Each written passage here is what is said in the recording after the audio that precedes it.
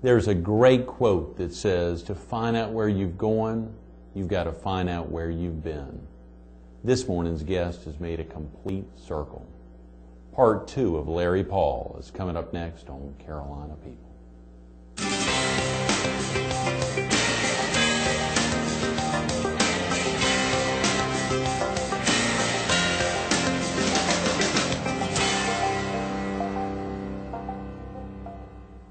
Good morning. Welcome to Carolina People. This morning we're People's Underwriters in Carolina Forest. We're focused on part 2 of the L.W. Paul, Horry County Living Farm Museum. And we're visiting with L.W. Paul himself, otherwise known as Larry. Larry Paul, good morning, Larry.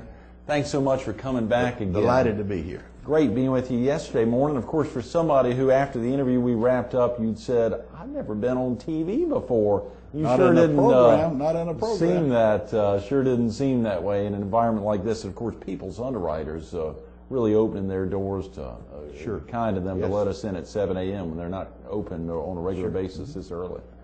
Yesterday we were talking about something that's thoroughly underway, is going to be opening up in the not too distant future, albeit for you who's been collecting relics and artifacts for years. No time will be too soon. The L.W. Paul, Horry County Living Farm Museum. For viewers who weren't with us yesterday, give us a little idea of what's going to be happening and where it's going to be located. The museum will be the reproduction of a one-horse Horry County dirt farm, which is the backbone of the history of Horry County. We're all poor people in Horry County, not the rich slave owners, but poor people that work side by side with the blacks, and it's going to be a reproduction of that farm on 701 North, right on 701 near J. Reuben Long, right before you get to J. Reuben Long. And it'll be a one-horse farm complete with a mule and a milk cow and the chickens and some learning things for people. So there will be somebody out there all the time, I mean, to obviously take care of things? Our plan is to have the farm open with staff, with day-to-day activities, 5 days a week, and then on weekends have bigger activities like blacksmithing and grits making and syrup making and all in the bigger area. And we'll also have a market that you can buy stuff that grew there, and you can buy, there'll be a farmer's market there, and so we'll have a lot of things there, yes. Absolutely, and it's tied into the Horry County Museum. There's a great spin-off of that. It will be owned and operated by Horry County, yes. That's wonderful. HorryCountyMuseum.org, their phone number 843-915-5320. Yesterday you talked about some volunteer opportunities for folks to help both on the construction as well as staffing it later. We would like for people that would like to donate money. Sure. Or like to donate suitable artifacts and implements, or would like to donate their time as volunteers to contact the Horry County Museum and to talk to Walter Hill and do that. We have a form to fill out for volunteer labor. We would like for them to do that. Sure. We have a couple of little hurdles we need to jump to get them approved to be volunteers, so that when we're ready to do work, we can contact them. They're then free to go right on the premises and go to work helping us. Absolutely. I was reading recently, Larry, real quick about yourself, about an early loan you'd gotten from your dad. I think I saw it was a $33 loan. Am I correct on that? Share with viewers a little bit about that. Actually, I was a small child. Actually, let's see, Bill and Walter were in agriculture in school. And as a part of their deal in ag, they got a Duroc pig to have pigs. They got a pig from a breeder, and the deal was they could keep the pig, and out of the first litter of pigs, they had to give back 2 pigs to keep the thing going in perpetuity. So now they've got a pig to raise pigs and make money. Well, I'm a little kid. I'm littler than they are, but I know that I'm not ever going to be in ag. So I'm trying to figure out how to make money on the farm. There's no place to go. I'm a child. Yeah. The books that we had to look was Reader's Digest, my mother got, and The Progressive Farmer. Well, I look at The Progressive Farmer, and it seemed at that time, we're talking about in the 50s now, it seemed at that time the thing to do would have been to eggs. Eggs, most money could be made on a farm in rural Horry County would be selling eggs. So then I kept studying, and the white leghorn chicken was the one that produced the most egg per feed. Right. So I talked my daddy into loaning me $33 to buy 100 one-day-old white leghorn biddies, and enough later to buy some fence them, and enough later to buy some supplement. So when I left home, I had several hundred laying chickens that I gave to my mother. At 17, and I gave the operation to my mother. Is that right? Yes. And she carried it on for a while, but then a little while, deteriorated after that. But that's yeah, sure. Well, I'd seen in there the piece about, I believe, going to sell dozens of eggs for maybe 50 cents. We had an egg route, and either my older brother would drive or somebody would drive. We would take the eggs on a route through Conway, and then the eggs that were remaining, we sold to Billy Joe Calhoun right here in Conway. Billy Joe's still around. We sold them to him wholesale, so we got rid of all the eggs every Saturday. Is that right, Larry? Probably vivid memories of that. You shared with us yesterday even vivid memories of age 4, 5, 6, and earlier years growing up in the Pauley Swamp section of Horry County, not far, I think you said 6, 7 miles from, as the crow flies, from Bucksport, and it's part of the county that a lot of folks may or may not know about. Yeah, it's actually about 3 or 4 miles from Bucksport. Okay, maybe excuse me. 2 or 3 miles from Pauley Swamp, laying in that section, and about 12 or 13 miles from Conway. Okay, sure. You know, as you think, obviously, to those early years, there's a lot of things that help set the stage for you to then get into the home building world, of which you were in and remain in, I guess, at some degree, Yes. for many, many years. What was it in your early childhood that you think got the ball rolling, that set the stage, that we may not have talked about yesterday, or maybe we did?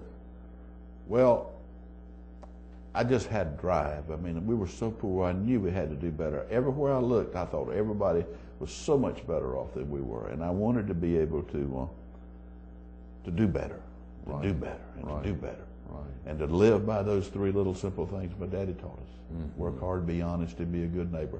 Live by those ethics and do better, and be able to help my family better. And my mother had she was a wonderful, wonderful lady, but she never got a chance to enjoy. But once I was successful, she never wanted for anything else the rest of her life. We managed to travel with her and take good care of my mom, and that was very, very important. That's wonderful. Speaking of travel, I understand you like that as a good pastime, like to travel. Is that principally in the U.S., or do you like to leave the country? Well, I don't travel as much now as I used to because of course, the world as it stands is not very as safe as it used to be. I do have a little farm in Puerto Rico that I go to probably every year, but I've messed with real estate from Maine to Florida, and I like our soil. Right. I like good old Horry County. That's my passion. I do have a place in the mountains that I spend a little time at, but I like Horry County. Do you still get out and get your hands? Oh yes, I love it. Yeah. Yes. Even today. I love it. That's great. I wasn't able to work any for years because of the massive size of the organization. You know, you had 3 superintendents in the field and 4 or 5 carpenter foremen, and you didn't really have a chance to do any hands-on. But that's always, I love hands-on work. Yes. You shared with us yesterday there was a point where y'all were opening 4 homes. Am I correct? A day? I mean, on average, even building more. Well, we tried to build a house every day, move a new family in a new home every day. Move one in a new home. That's right. Forgive me. And we would average not 5 a week, but 4 a week. So 4 a week. Yeah. We built about 200 houses a year for many, many years. That's an incredible number when you think through 4 a week. Thousands of houses over the years. Yeah. Do you remember your first? Do you have some memory? Philip of that? and Shirley Barnhill are friends of mine, still around today. I built my first house with them when I was at Conway Metal Company. They wanted a house, and I helped them with the plans, and we sent it out for bids, and all the bids came in way, way, way higher than it should have. And I told them I had figured every piece of material, and I thought it was too much. And they said, why don't you build it? And that's how I started. So I built it for what I thought it should be built for. Is that right? And they're still around today. The house is still here today, so won't long before we got into the business. I thought, well, if all the builders have to have that kind of profit, right, I'm going to get in and build 10 times as many houses. Right. That was my goal. Good for you. And people like Mr. Wall and Mr. Benson and Mr. Duncan and all those people, Mr. Winfield, helped me with that. I mean, they trusted me. They trusted me. And of course, for somebody coming off of a farm, you probably didn't have a big balance sheet, a big personal financial statement. I had nothing. What was it, do you think, as you look back on your own youth, that made those men say, okay, we'll give this boy a little... I don't know. I know my Uncle Jim Paul. I know all the Pauls, the history of the Pauls in Horry County. They're good, solid, honest, hardworking people. I do know that when I built Philip and Shirley's house, I went to Ms. Mary Hart at Conway National Bank and asked for a loan, and she said I could have a loan to finish the house. When I got ready to come back, and I did, and she handed me a stack of lien waivers. I had to get everybody that had worked on that house to sign saying they'd been paid. I said, Ms. Hart, they ain't been paid. That's why I need the money. Well, that's a bank policy. So I take a thick stack of lien waivers and go. And I know I've got the house framed, but next week I'm going to have to meet payroll, and I don't have the money. Not this week, but next week. I went into a little old bank called Conway National Bank. Conway National Bank. And I walked in, and there was a fellow named Luke Benson. He was the president of the bank. And I walked in and told him my story. I needed $8,000 to finish that house. He said, Larry, how do you want that money deposited? No. Right on the spot. In an instant. Yeah. Well, of course, I told him, and he did, and I went back to the other bank, and I moved my little savings and all my accounts to Mr. DeWillis, Duncan, and Luke Benson's bank. And every bit of the money till today in that construction business ran through that bank. Is that right? And we ran millions every year through it and I'm still loyal, a stockholder in that bank, and I'm proud of that bank. That's tremendous, Larry. And it's still my bank. Yes, yes. Well, that sounds like a good promo for Conway National Bank. That's wonderful, and rightfully so. And they stood by you, obviously standing by the community for 100+ years. Yes. And probably some other great stories other than the L.W. Paul story, probably some other folks like yourself that had equal support, that went in and made a plea to a Benson or a Duncan or otherwise, and they helped get the ball rolling. They were more people of integrity. Right, right. That's tremendous. You know, as you think through, of course, today, as you see that, and I'm sure you probably go by and see developments you've done. Do you ever take the time to drive around the county and roll into developments that you rolled out to? Oh yes, and it feels good to know that they could sell those houses tenfold of what I charged them. And I don't know of anybody ever losing money on one of my houses, so that was a good thing. That's tremendous, Larry. I hear you're a big bridge player. What prompted that love of bridge? Well, Davis Hannaford and I were real close. He was like my second father. He and I spent a lot of time on Sandy Island, and we'd play bridge. If we had two people to come visit, we'd play bridge. And he said one day, Larry, there's a duplicate bridge club in Myrtle Beach. I said, what's duplicate bridge? He said, I don't know. You want to let us go? So about 10 years ago, we walked in the duplicate club in Myrtle Beach, never having seen a duplicate board, and started playing duplicate.